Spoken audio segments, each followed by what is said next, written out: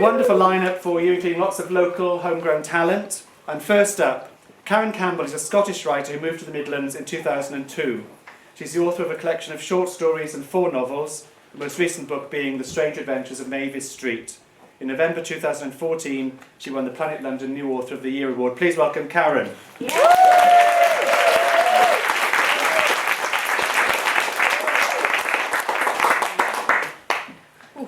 I don't know whether it's bad or good to be up first. But thanks to Paul for allowing me to be here in my home town. It's quite an honour that the light's really bright. When I heard I was on the same bill as Kiki Archer and VG Lee, I had a bit of a terror because they're so funny and I'm really miserable and Scottish. What am I going to read? So I'm going to read a short story that I read at Polari in May called Voices Carry, and this is it.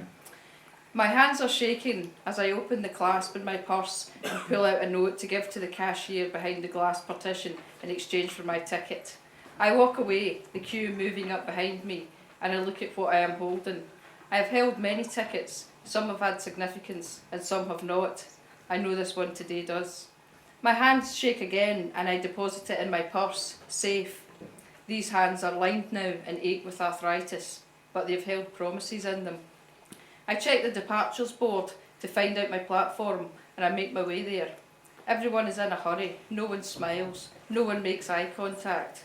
I see a young girl walking towards me, no more than 16 or 17, and she meets my eyes. I smile at her, remembering that I was young once. She's surprised at my smile, but then her face breaks into a grin and she smiles back at me. She becomes beautiful then, lit up by happiness. I knew another young girl with a beautiful smile who used to say that smiling is infectious. Maybe that smile will travel around the world today, all because an old lady is being sentimental. Come on, Elsa, she would goad me. Smile and show the world your lovely dimples. Smiles are infectious. All it takes is one smile to travel around the world. There are many things in life I have forgotten, but I remember everything about her. I hold on to the handrail at the sliding doors in the train and pull myself up with some effort. I'm early and have my choice of seats. I choose a window one and sit down, placing my bag on the table in front of me. I look out at the surrounding grey walls of the station and my mind falls back to the days of colour. It was 1944 and I was 21, going to work in a factory, making uniforms for our boys fighting on the front.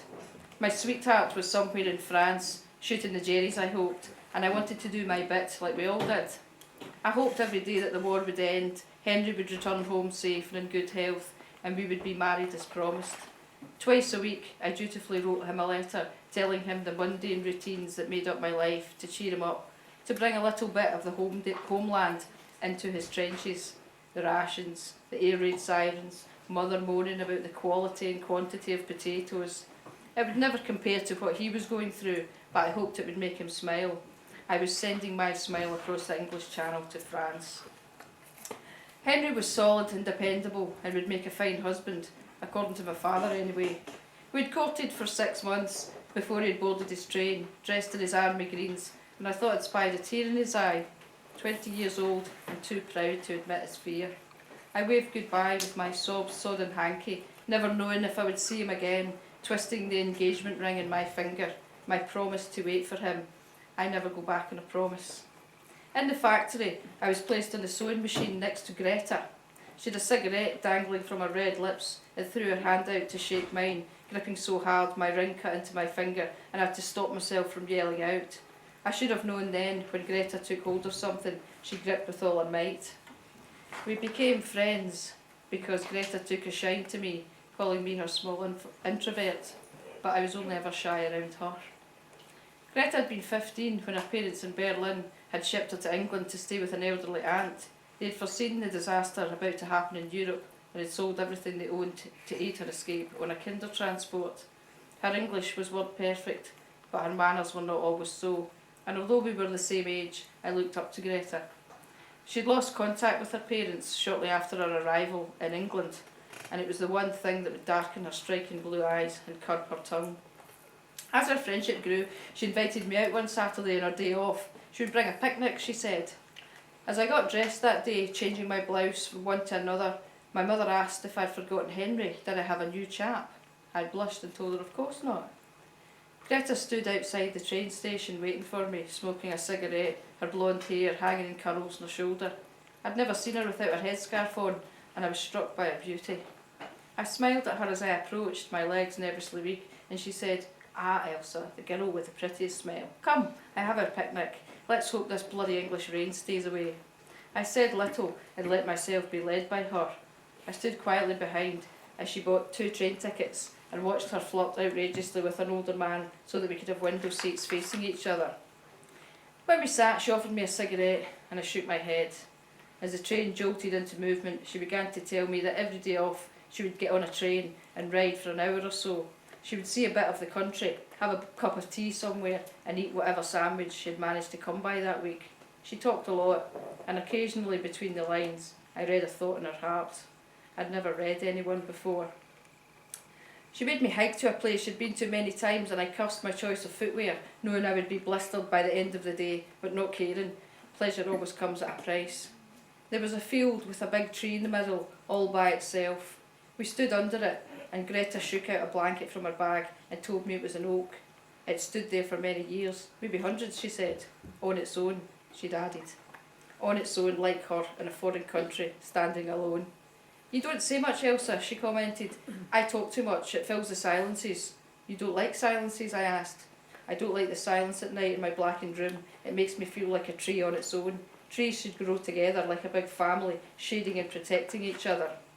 I smiled. Her words revealed a softer side than was evident in the factory, a side more in keeping with her reflective beauty. "You have a beautiful smile, Elsa," she said, and I looked down embarrassed.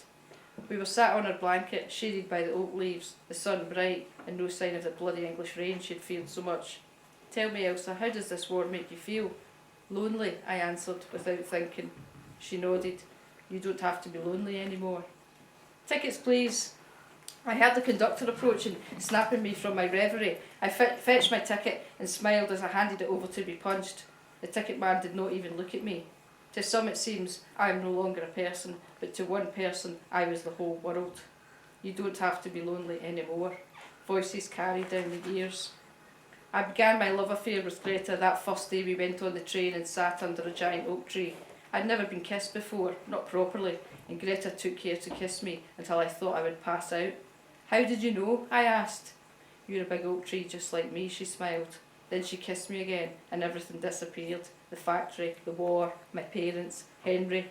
It was just 2 women falling in love under a tree. Every week after that, we took a train ride somewhere, ate a picnic and made love. If people noticed the way I looked at her, they said nothing. After all, there was a war on, men were thin in the ground, and people made do. There was a silent... That was not meant to be funny.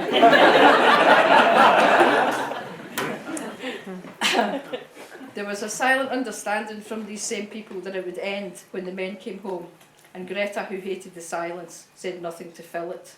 And so I began to dread the war ending, for that would mean Henry would come home and we would be married and he would kiss me in his stiff way and my body would scream out for Greta's touch. I did not want a stranger to love me when I already loved someone else. The way she flicked her head back and her hair followed, bouncing off her shoulders, licking her lips at me, curling her fingers into mine, taking me in her arms, our hearts beating together. I knew every movement of her body and mind, for they move with mine. How is it possible to hold someone in your arms and love them and then let them go? My agony was unbearable each and every time we parted, and I feared every journey would be our last, as Greta had felt the fear on her journey to England the last time she saw her parents. I knew every time we boarded a train for a second she remembered them waving her off, and that this was why she went on so many rides, to hold on to that one last memory. But you never get back what is lost. What will we do when it ends? What will you do when it ends? I asked once, terrified. I will go back to my Germany and I will help her rebuild when we finally lose this godforsaken fight. What will I do? I trembled. You will come with me, she said, like there was no other choice. But I'm engaged, I stammered. You love me, you'll come with me. I promised Henry. How can you stay for a man you do not love? Because I don't break my promises. But Elsa, if you do not come, you will break my heart, and you're too loving to do that to me. She moved closer and held me tight. Huh? You would break your own heart too? I felt my tears gather in the indent of her shoulder blade. You will come because you love me, she said, with finality.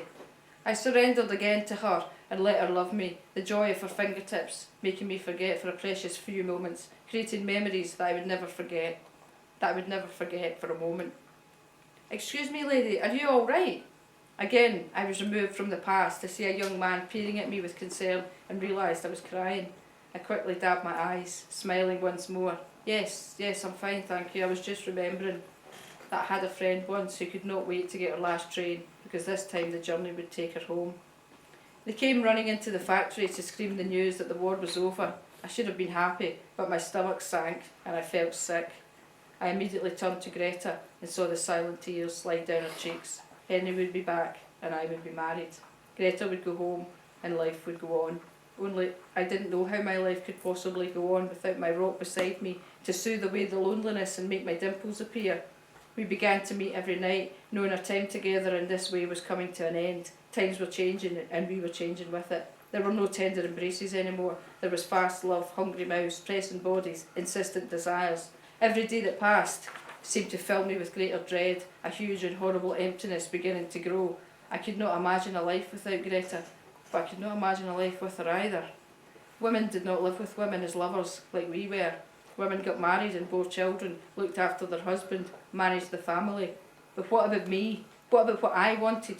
What about my passions and my desires and my love? Where would it end? How could I give myself over to a life I never asked for and hope to keep on feeling now that I knew what it meant to feel? I never knew the day I stood behind her as she bought her tickets that it was going to be the last day. Maybe I should have noticed her case, but I could not take my eyes from her face. As we walked along the platform, she clasped my hand in hers, too tight, and my ring hurt me again. My promise. These are one-way tickets, Elsa, she said quietly. I'm getting on this train and I'm not coming back. Please come with me. I can look after you and I will love you. She handed me my ticket. I can't, I sobbed. Please, she begged. Elsa, I love you like no other. I can't, I repeated. She nodded, picking up her case, and she walked away, turning only to say, You owe me a promise too now, before stepping on the train. I watched her take a window seat and press her hand against the glass. I went over, pressing my own hand against the window, mirroring hers, holding her for the last time in my mind. Our tears spoke to each other, saying words only our hearts could hear.